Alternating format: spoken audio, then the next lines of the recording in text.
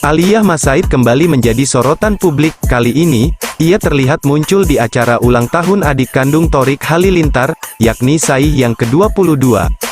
Momen kehadiran Al di pesta ulang tahun Sai pun terlihat dari unggahan di akun Instagram milik Atta Halilintar. Dalam unggahan tersebut, Putri Reza Artamevia itu tampak duduk di ujung kursi dan diapit oleh Sajidah Halilintar serta Azril Hermansyah.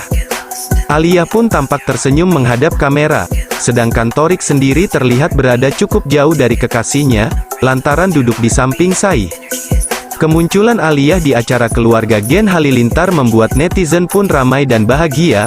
Pasalnya sempat muncul dugaan bahwa gadis pujaan Thorik tersebut bakal tidak diterima dengan baik oleh keluarga Gen Halilintar, namun sepertinya keadaan kebersamaan mereka terlihat sangat penuh kehangatan, dan Aliyah pun terlihat diterima dengan sangat baik.